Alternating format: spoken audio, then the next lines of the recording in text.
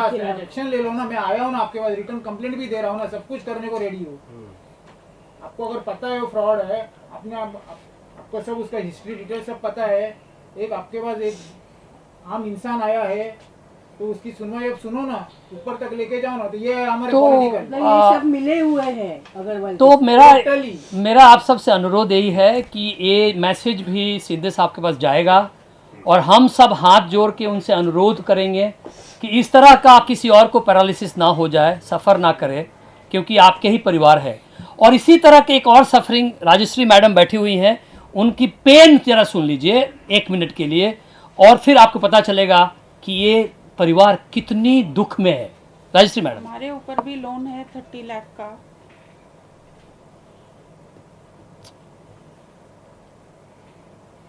आप बोलिए मैडम, बोलिए। लॉकडाउन के पहले हमने बेटी की एंड मौके पे ये सब मैटर, ये महाराष्ट्र गवर्नमेंट को तो पता होगा, फिर क्यों नहीं ये एक बहुत बड़ा पॉइंट है कि अभी कुदरती ऐसा है कि अभी जो हमारे महाराष्ट्र के जो चीफ मिनिस्टर साहब हैं वो थाना डिस्ट्रिक्ट से और थाना से हैं, और ये मीरा रोड भी थाना डिस्ट्रिक्ट में आता है, तो ये उनसे भी हमारी एक अपेक्षा है। बिल्डर के साथ साथ और किस किस लोग इसमें मिली भगत हो सकती है?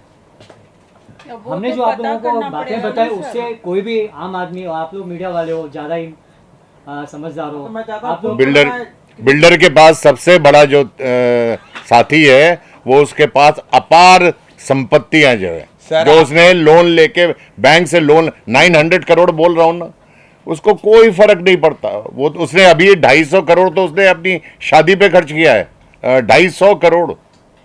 किसी ने आके चेक नहीं किया, किसी ने आके रेट नहीं मारी गई। पेरिस में हैं वो लोअर मिडिल इनकम ग्रुप से हैं, मिडिल क्लास ग्रुप से हैं, अपनी पूरी ज़िंदगी का पैसा उन्होंने अपनी अर्निंग्स को इसके अंदर लगाया है, जैसा कि आपको हमारे प्रेसिडेंट साहब ने बताया। एक आपने जैसे देखा होगा कि अभी जैसे केस की हिस्ट्री बताई कि जब हाई कोर्ट्स ने एक फेवरेबल डिसीजंस दिए और बिल्डर को टाइमलाइंस दी, तो हमारा ये मानना है कि फाइनेंशियल इंस्टीट्यूशंस ने बहुत ही गंदा रोल प्ले किया। Most probably we suspect that the builder and the financial institutions have collaborated together and they have taken the case to NCLT to delay it further for 3 years. NCLT में case insolvency के अंदर admit हुआ, NCLT का अपना एक process चालू हुआ, और जब वो प्रोसेस कंप्लीट होने वाला था, जबकि वो अवार्ड होने वाला था एक दूसरे बिल्डर को कि जो कि हमारे प्रोजेक्ट को कंप्लीट करके देता, उसी वक्त ये fraud builder, I am telling you this fraud and it has been proven by the RP is the custodian of the project as on date.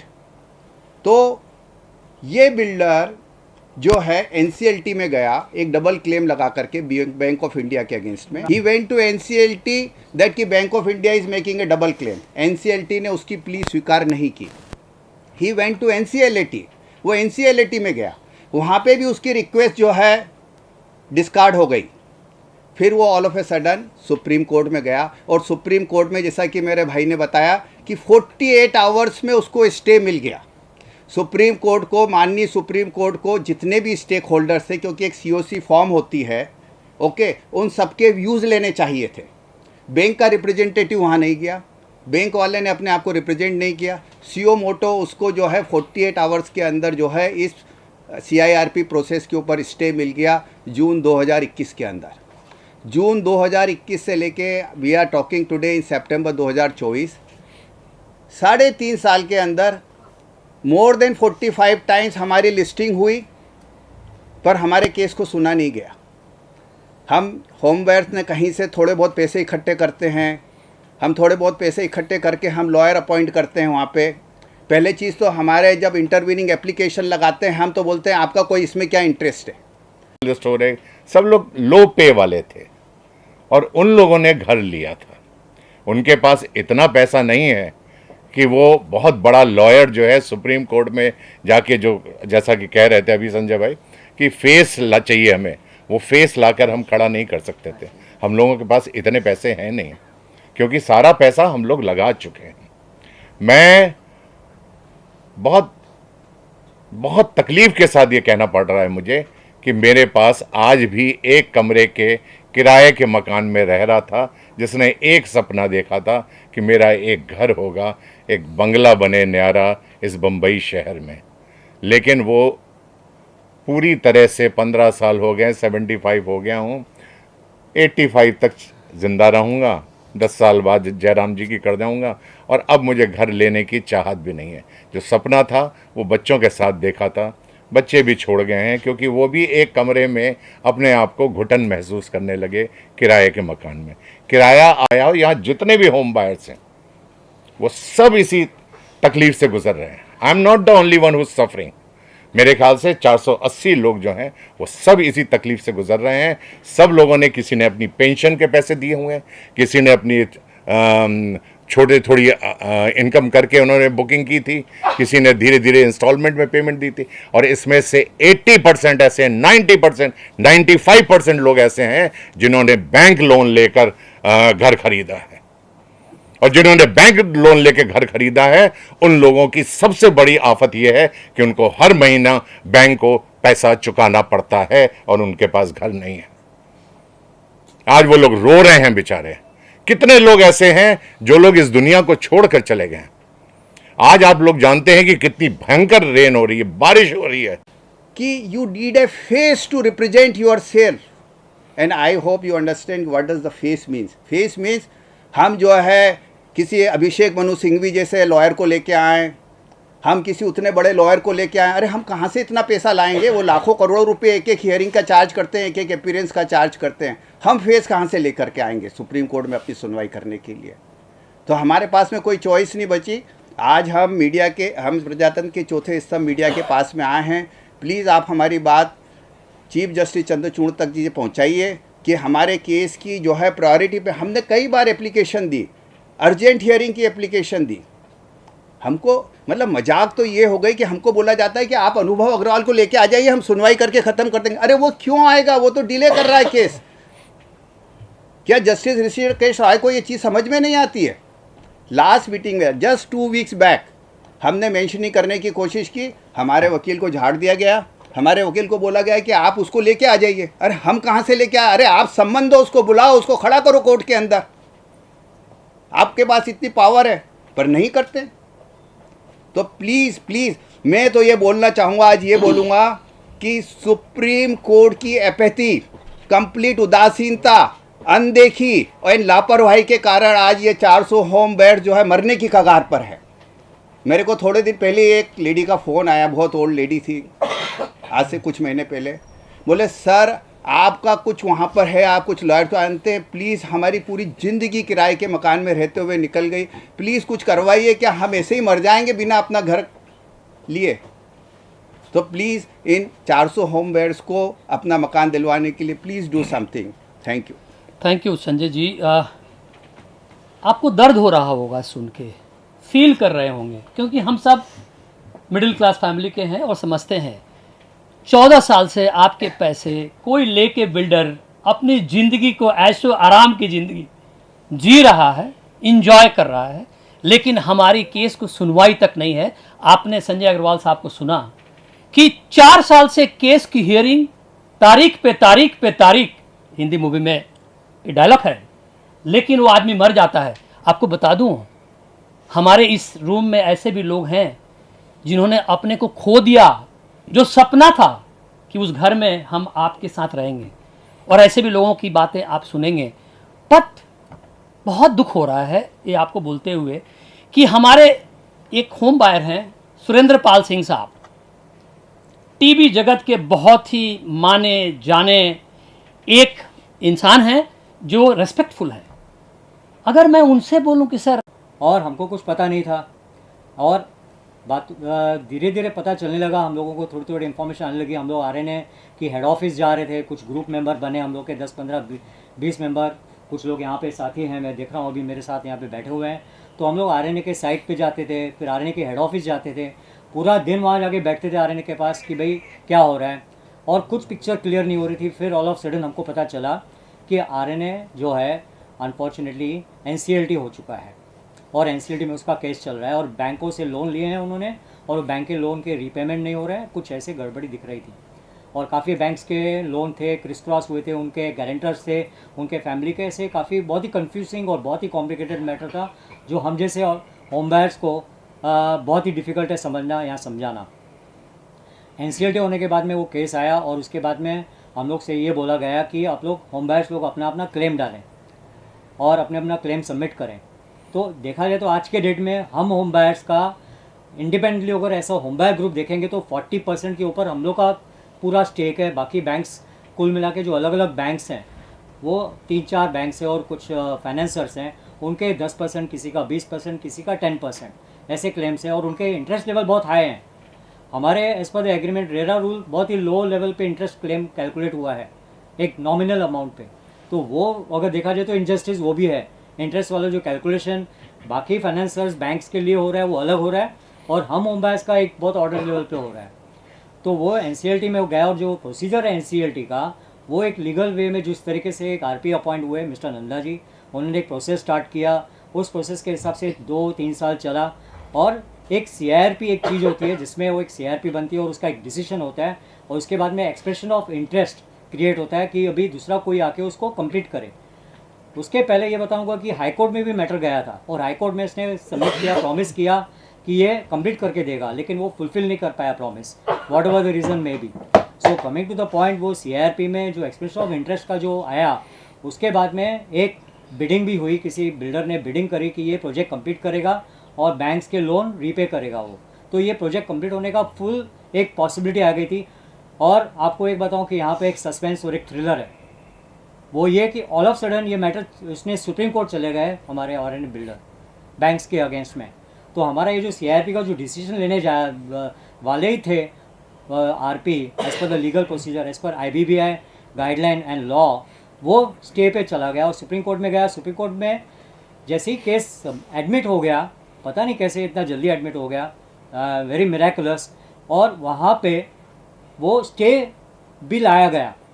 Supreme court में केस तो आया लेकिन वो केस को स्टे भी लाया गया, यानी CIRP वगैरह जो भी चल रहा था हमारा जो प्रोसेस चलते रहना चाहिए था और एक डिसीजन लिया जाना चाहिए था और उस बिल्डर को अवार्ड देना चाहिए था कि हाँ प्रोजेक्ट कंप्लीट करो होम बायर्स का, क्योंकि बैंक्स का तो होम बायर्स के लिए, होम के लिए तो कुछ नहीं था, उसको तो बिल्डर को दिए थे पैसे उसने। और हमने ऐसा होम बायर, हमने ये RN विवाह प्रोजेक्ट के लिए पैसे दिए, हमारा कोई उस चीज़ों से कोई संबंध नहीं है, लेकिन हम फंस चुके हैं ये बैंक्स के लोन और ये सब गारंटर, वो उस बवंडर और उस पूरे चक्रव्यूह में फंस चुके हैं हम लोग। और वहाँ पे स्टे आ चुका है, आज 2021 में ये गया था और 2021 में सुप्रीम कोर्ट में केस तुरंत उसने हियरिंग करने के बाद उसने कहा अगर तू 1 महीने के अंदर बिल्डिंग खड़ी नहीं करेगा तो ये दूसरा बिल्डर खड़ा है ये खड़ी कर देगा वरना तेरे खत्म। सर मैं आपको राइट। बताऊंगा, उसने 1 महीने के अंदर पूरी बिल्डिंग के लेके खड़ी कर दी उसने उठा के। ये इतना बड़ा फ्रॉड है।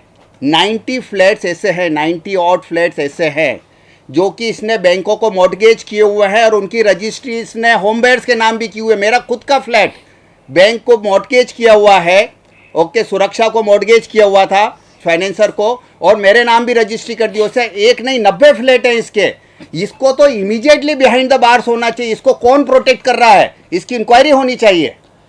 संजय जी का पॉइंट अगर आप लीगली समझें तो एक प्रॉपर्टी को 2 बार सेल करना इलीगल है, बहुत बड़ा क्राइम जब है। हमारे सुरेंद्र पाल सिंह जी बोल रहे थे तो माता जी आप रो रही थी। अगर आप माता जी पराग सर के साथ आई हैं, रो रही थी और ये सफरिंग मैं बियर नहीं कर पा रहा हूँ।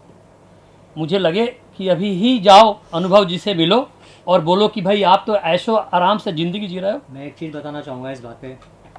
इन्होंने बीच में रख साहब ने मैसेज डेस्परेटली डाला था ग्रुप के अंदर, हमारा एक ग्रुप है, व्हाट्सएप ग्रुप है, मैं आपके परमिशन से अगर बताना चाहूँ तो मुझे वाकई में अभी बोलने के लिए बहुत मुश्किल हो रहा है। ये डेस्परेट थे कि जो भाव मुझे कोई मिले मैं ये फ्लैट बेचने को तैयार हूँ, कोई खरीदने के लिए तैयार है कि नहीं। पराग जी आप भी कुछ बोलिए ना अपने। पराग जी को इतनी अभी मतलब इनकी आज बोलेंगे। कंडीशन खराब है। ये पैरालाइज हैं। प्रॉब्लम बताए कि पराग हुआ साहब क्या। आप जरा आगे। केस है वो जस्टिस ऋषिकेश रॉय की बेंच के ऊपर है। मैं आपको ये भी बता दूं कि पिछले 3.5 साल के अंदर ये बेंच कितनी बार चेंज हो गई, बार बार बेंच चेंज हो जाती है, केस को वापस से रिप्रेजेंट करना पड़ता है नई बेंच के सामने। Absolutely rubbish system in the supreme court, let me tell you. Supreme court पूरे समय जो है या तो अंडर ट्रायल क्रिमिनल्स की बेल एप्लीकेशन सुनने में लगा हुआ है। अभी मैं रिसेंटली देख रहा था, सुप्रीम कोर्ट उन लोगों के लिए ज़्यादा सहानुभूति प्रस्तुत करता है जो कि एनक्रोचमेंट किए हुए उनके केसेस को प्रायोरिटी पे सुनता है। पर ये बेचारे गरीब होम बायर्स जिन्होंने अपने ज़िंदगी भर की कमाई इस प्रोजेक्ट के अंदर लगाई हुई है, सुप्रीम कोर्ट को उनको सुनने के लिए समय नहीं है। आज मैं एनक्रोचमेंट करके मकान बना लूँ तो मेरे लिए सुप्रीम कोर्ट 1 मिनट में सब स्टे दे करके मेरे को वहाँ रहने देगा। मैंने पूरी ज़िंदगी भर की कमाई लगा दी। एंड मैं नाम लेके बोलता हूँ आज कि जस्टिस ऋषिकेश रॉय जब हमारे लॉयर ने केस को परस्यू करने की कोशिश की होम बायर्स के बिहाफ पे, तो उनको बोलता है कि हाँ आप स्यू कर दो सुप्रीम कोर्ट को। I am ready to sue the supreme court today if it is there is some legal process to do the same. हमारे केस को सुनने को तैयार नहीं है। हमारे केस का नंबर 101 था। इन्होंने वो जो है 2 मेंबर की बेंच को 3 मेंबर की बेंच में लास्ट टाइम कन्वर्ट कर दिया जब हम ज़्यादा एग्रेसिव हुए। हमारा सीरियल नंबर 101 से चेंज होकर के 114 हो। एज में 14 साल पहले ये कितने के होंगे? बिफोर 60। हमने तो बिफोर 50 लिया था। हमारी भी रिटायरमेंट की जा जाएगी। साहब तो ऑलरेडी हो चुके हैं। और इनकी सुनिए क्या पेन है और किस परिस्थिति में आज रहते हैं। ऐसे एक सम्मानीय व्यक्ति जो हम सब करोड़ों को और वो प्लेजर दिया था थ्रू हिज रोल, और क्या रोल में बैठे हैं आज। Over to you sir. क्षमा करें, ये वक्त मेरी जो तबीयत है। मेरे आदरणीय पत्रकार बंधु और प्रधानमंत्री मोदी जी के 480 होम बायर्स। आप बोलेंगे कि मैंने ये बड़ी गलत सी बात बोल दी है, मोदी जी के कैसे होम बायर्स हो गए। तो मैं उस रेफरेंस में आप लोगों से बोल रहा हूँ कि मोदी जी ने हर स्पीच में अपने कहा है कि मेरा 140 करोड़ का परिवार है। यस। तो ये 480 जो बायर्स हैं ये भी उसी परिवार में ही आते हैं। इसलिए मैंने कहा मोदी जी के परिवार वाले होम बायर्स। दोस्तों, एक चीज़ और बताना चाहता हूँ कि ये जो लड़ाई है, ये होम बायर की जो लड़ाई है, ये निर्बल की लड़ाई है बहुत बड़े बलवान से, जिसने कि बैंकों से बहुत बड़ा लोन लेकर और वो यहाँ से बम्बई से भागने की तैयारी में था। समहाउ उसे पकड़ा गया और उसके परिवार को के साथ पूरा भाग रहा था वो। समहाउ करीब 900 करोड़ रुपए का उसके ऊपर बैंक का गबन है। मुझे एग्जैक्ट वो नहीं मालूम है, बट लगभग मैं बोल रहा हूँ आपको। वो भाग रहा था, उसको पुलिस ने पकड़ा और उसको विदेश जाने से रोका। जैसा कि आप सभी लोग जानते हैं कि जब भी कोई घोटाला करता है तो वो सबसे पहले विदेश भागने के लिए सोचता है। मैंने एक सपना देखा था सर कि बॉम्बे में, हम टेलीविज़न वाले हैं, फिल्म वाले तो हैं नहीं, हमें कम पैसे मिलते हैं और कम पैसे में हमने थोड़े थोड़े से, कहते हैं बूंद बूंद से भरे सरोवर वाली कहावत थी। हमने कुछ पैसे इकट्ठे किए, करीब 60-70 लाख रुपए इकट्ठा किया था और पूरी ज़िंदगी की कमाई थी और ये उम्मीद की थी कि एक जो अपने यहाँ सुंदर सा घर है वो हम लोगों को मिलेगा। सुंदर सा घर मैं इसलिए आप लोगों से कह रहा हूँ कि ये जितने भी होम बायर्स हैं, 480 जो होम बायर्स हैं, ये इन्होंने मीरा रोड में घर लिया है। मीरा रोड उन दिनों सबसे सस्ती जगह कहलाती थी होम बायर्स के लिए। तो यहाँ जितने भी लोग हैं उसमें कोई बिजनेस क्लास का आदमी नहीं है, सब सर्विस क्लास के लोग हैं। और यहाँ से इतनी दूर दूर से लोग, मुलुंड से आ रहा है कोई, पालघर से आ रहा है तो कोई विरार से आ रहा है, इतनी दूर दूर से लोग आ रहे हैं यहाँ पे। अगर हमारे पास पैसा होता तो हम मीरा रोड में नहीं जाते लेने के लिए, हम बैंड्रा में जाके लेते, हम मालाबार हिल में जाके घर लेते अगर हमारे पास पैसा होता। हमारे पास पैसा नहीं था, हमने बैंकों से लोन लिए हैं, छोटे छोटे अपने अपने कर्जे लिए हुए हैं हमने। ये सारे के सारे जितने होम बायर्स यहाँ बैठे हुए हैं, ये सारे के सारे कर्जदार हैं आज की तारीख में। मैं कहता हूं, मोदी जी कहते हैं कि हम 3 करोड़ लोगों को घर देंगे, फ्री में घर देंगे। अरे साहब, हम लोग ने तो पैसे दिए हैं, हमें तो घर ही नहीं मिल रहा है। 480 लोगों को घर नहीं मिल रहा है। हम लोग सफरर हैं, हम लोग रो रहे हैं, और हम लोग न्यायपालिका के सामने और ज्यादा हैं, और न्यायपालिका हमको न्याय दे ही नहीं रही है। हम तो कहते हैं ये न्यायपालिका में से न्याय शब्द हटा देना चाहिए, सिर्फ पालिका रखना चाहिए।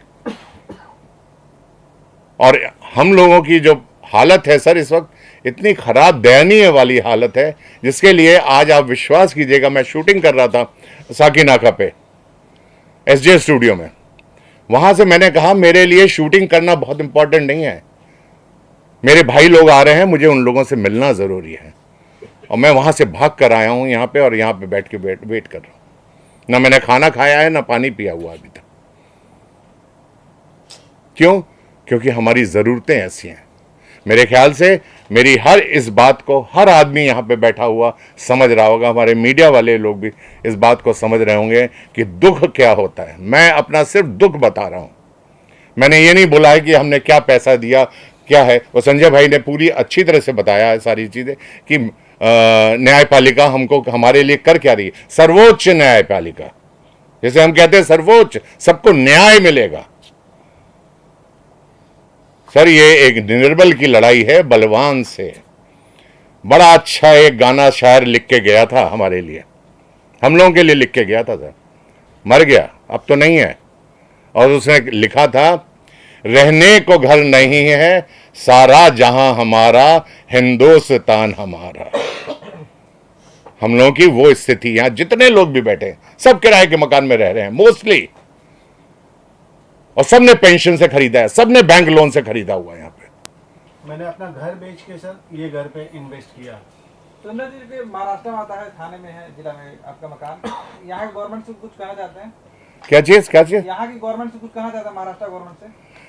महाराष्ट्र गवर्नमेंट से तो हम ये कहना चाहेंगे कि वो कहते हैं कि ये सारी जनता हमारा परिवार है, एक 480 लोगों का परिवार सफर कर रहा है, उसमें लोग मर रहे हैं, रहने को घर नहीं है। और उसके बाद भी हमारे शिंदे साहब जो मुख्यमंत्री हैं और देवेंद्र फडणवीस जी जो हैं, वो आंखों में कानों में तेल डालकर बैठे हुए हैं। हमारी न्यायपालिका के लिए कोई सुनवाई हम कर नहीं सकते हैं, न्यायपालिका के खिलाफ हम कुछ बोल नहीं सकते हैं। अगर हम बोलेंगे तो कंटेम्प्ट ऑफ कोर्ट कहलाएगा।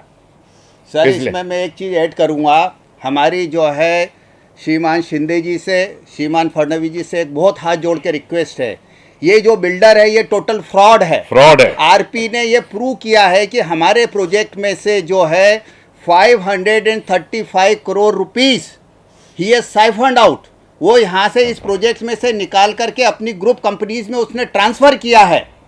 उसके अगेंस्ट में ईओडब्ल्यू के अंदर कंप्लेंट्स हैं दो, उस बिल्डर के अगेंस्ट में एफआईआर है, पूरा सिस्टम मिला हुआ है, पूरा सिस्टम उसके साथ में काम कर रहा है। विदेश भी तो भाग रहा था ना, वो अरेस्ट क्यों नहीं होता है, उसके अगेंस्ट में इंक्वायरी क्यों नहीं होती है? हमारी स्टेट गवर्नमेंट से रिक्वेस्ट है इसको तुरंत अरेस्ट किया जाए, अनुभव अग्रवाल को, उसको बिहाइंड द बार डाला जाए, एक कमेटी बनाई जाए, और इसके जो जितना भी फ्रॉड इसने किया, मैं आपको बताता हूँ कि महाराष्ट्र में बहुत सारे बिल्डर ऐसे हैं जो इस वक्त जेल के अंदर हैं, क्या उससे आपका सोल्यूशन होगा? नहीं, सोल्यूशन होगा। ये बिल्डर बदमाशी कर रहा है, ये नोइंगली प्रॉब्लम, क्योंकि हमारा प्रोजेक्ट 90% कंप्लीट हो चुका है। ये जो है लीगल, उसने बहुत बड़े, संजय भाई उसने बहुत बड़े बड़े वकील खड़े कर रखे हैं जो उसको प्रोटेक्ट कर रहे हैं, जो करोड़ों रुपया दे रहा है। वो एक वकील को 6-6 करोड़ और 10-10 करोड़ रुपया बांट रहा है। सर वो पैसा आपका दे रहा है, उसको आपसे लेकर रखा है। आपको क्या पता नहीं है सर? एक क्वेश्चन का हम सफरिंग होम बायर्स आंसर करेंगे हाँ,